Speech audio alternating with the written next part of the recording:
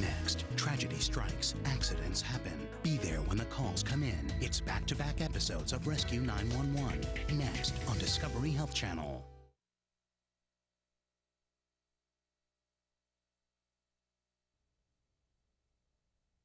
On 911, sometimes the most dangerous situation is in your own backyard. Hello, ma'am? My throat is closing.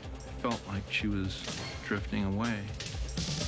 It's the next Rescue 911.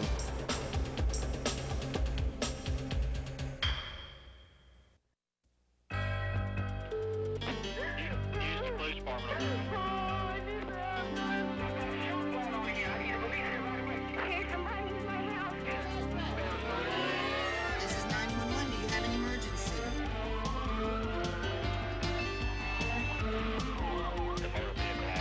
Chesterfield Emergency Service.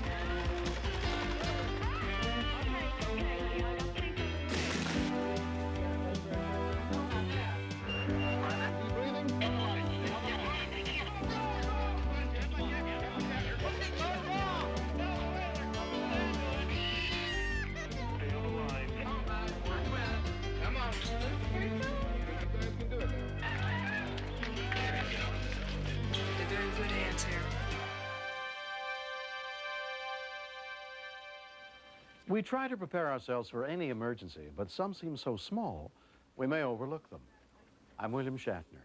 Tonight, true stories of unexpected danger and caring people who answer our calls for help on Rescue 911.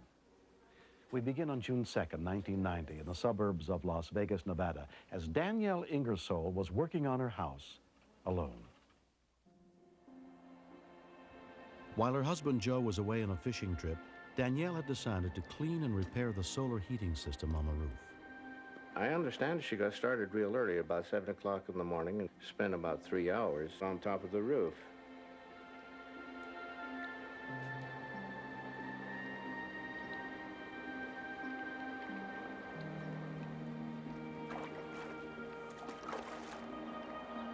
I used to say you shouldn't go outside without any shoes. Sometimes there's strange-looking bugs that fly in from the desert. But she was always one that was a strong person around the house regarding the bugs and the mice and the spiders.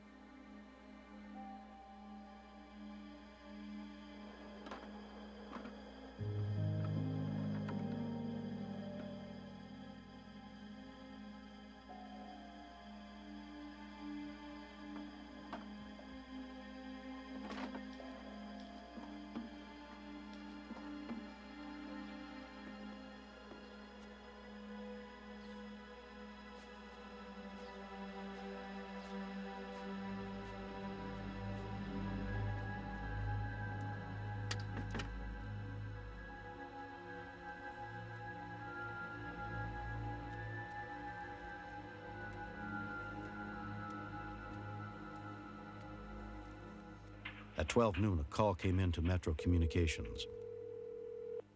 911 emergency 47. I've been bitten by something.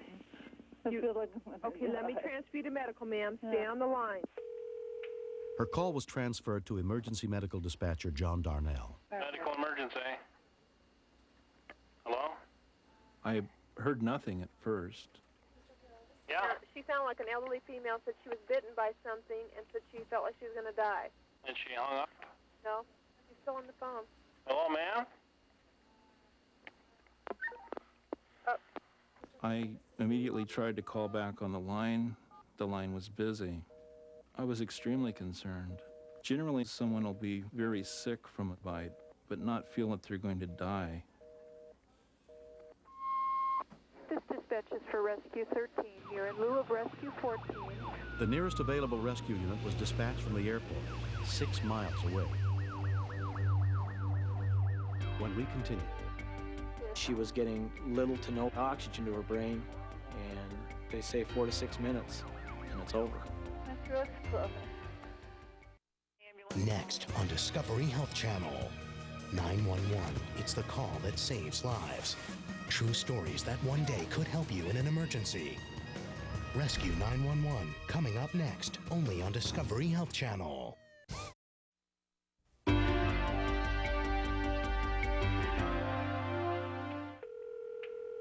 Within moments, a second call came in. Fire department. Yes, send an ambulance. Okay, you're on Carroll Circle, right? Yeah. Something bit you? Yeah, my What was it, an insect or a snake or what? don't know. Okay, we're on the way there. You can't tell me any more about it, where you're bitten, on what part of your body? Don't know what you're saying. Do you know where you were bitten? Hello?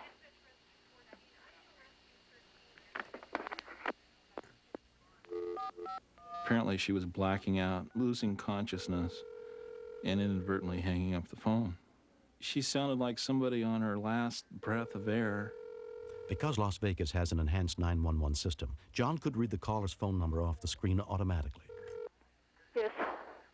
Ma'am, this is the paramedics. We're on the way there. Okay, I wish you wouldn't hang up on me. I can't help it. We're on the way there. Do you know where you were bitten? My big right toe. A big what? Big right toe. What do you think it was that bit you? Spider. I can't talk. From what I could assess, she had anaphylactic shock. During anaphylactic shock, the lungs and throat constrict rapidly. Within minutes, a person's breathing and circulation can shut down completely. Do you know how long ago? Yeah. 10 minutes. 10 minutes? Yeah. 10 minutes ago. I think. No one's there with you? No. My throat is closing. I was extremely concerned about her airway closing from the effect of the shock. Dispatch, Rescue 13. Rescue 13. Paramedic Ken Morgan headed to the scene. The delay in response time added to the critical factor. She was getting little to no oxygen to her brain, and they say 4 to 6 minutes, and it's over. Time was of the essence. Thank you. Okay, they've got that. Gotta get here fast. If not what? Gotta get here fast. They've been coming from the airport now for 8 minutes. This ran through my mind. When are they going to get there? I felt like she was drifting away.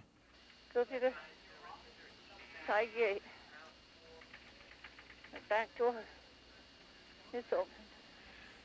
Dispatch Rescue 13, she's telling me now that if you can't get in through the front, go through the side gate and the back door's open. Do you have an ETA? Dispatch to Rescue 13, it's 4 minutes. 3 minutes now. Copy, 3 minutes. They're going to be there in 3 minutes.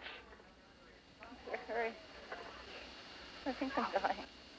I've taken calls where I know the last person a person's ever talked to. It's not a good feeling, especially when you feel as helpless as a human can feel. I know it's scary for you.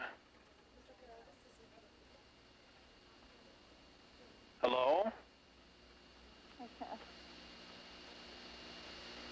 I can't say. I know. I want you to stay alert though, okay? I know what you're trying to do. Okay. I don't want you to faint or become unconscious, okay? I almost am. I know. I want you to fight it, okay? Paramedics arrived at Danielle's house within 12 minutes of her first call for help. Paramedics are there. They're out in the front, okay? I'm in the bedroom. Just tell him to come in. Dispatch Rescue 13, she's saying come in. She's in the bedroom. When we got to her, she did not even have the energy to hold up the phone anymore. Dispatch 13 is located. Okay, we got you. Bye. Bye-bye. When we first looked at her, we knew right away this was serious. She had a real awful gray look to her. She had no blood pressure. She had no basic vital signs at all. It's very conceivable, had we have been delayed any short amount of time, there'd have been nothing we could have done for her. The second ambulance arrived almost immediately. Initially, we put her on some oxygen. We wanted to get that circulation back into her brain again. We had to give her some medication to stop the reaction to the bite. We didn't get any response at all from her, and at that point, we started getting real concerned. All right, here we go. Watch the line. We decided it was time to get rolling. It gives you a rattle inside because you realize that this patient is close to death, and you're very limited in the time you've got to keep the patient alive.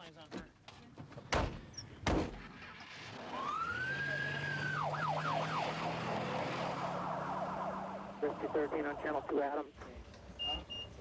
This is Dr. Checchio at Sunrise. Paramedics radioed ahead to the hospital where Dr. Leonard Checchio was on duty. She was experiencing a massive cardiovascular collapse. It was a very tight call all the way to the hospital. Everything we tried wouldn't come back with a positive response. One of the last things we do before we unload is zap some vital signs out real quick. And at that point, it was the first time we actually got a decent blood pressure on her. And in fact, it wasn't a good blood pressure, but 60 is better than 0. It was evident to me that what we were doing was starting to work, but I knew she still wasn't out of the woods. By the time Danielle was wheeled into the emergency room, she had regained consciousness.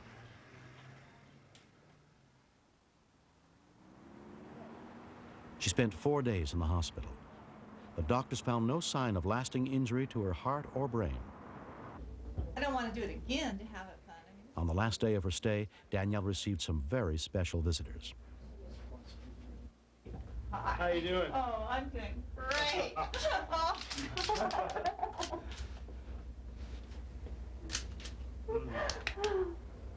I don't know if I could ever tell you exactly how I feel about him. I mean, it's just absolutely overwhelming. Doing good now? Oh, I'm doing wonderful. You can't believe This is the guy that got us there. Yeah, oh my God. How are you people?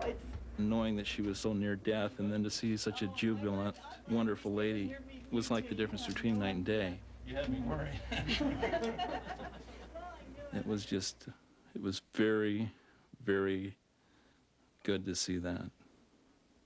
I wish that I could tell you how good it feels to know that there was someone out there when I called to help. This was my life, literally, that they saved, and I love them. I adore them. Danielle and her husband Joe have since had an infestation of black widow spiders removed from their shed. Fortunately, anaphylactic shock reactions to black widow bites are not common among healthy adults. She needs to carry an anaphylaxis kit with her so that should she get bitten by another one, she can administer epinephrine immediately before it gets into the full-blown reaction she had this time, because it could kill her very quickly, as it almost did this time.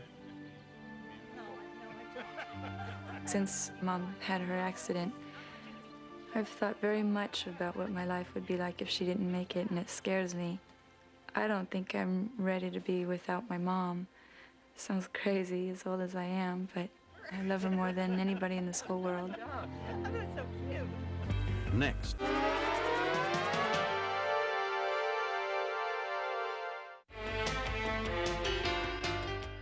Next, step inside the command center where the calls for help are answered and meet the real-life heroes who save lives. Stay tuned for another episode of Rescue 911, next on Discovery Health Channel. Real life, medicine, miracles.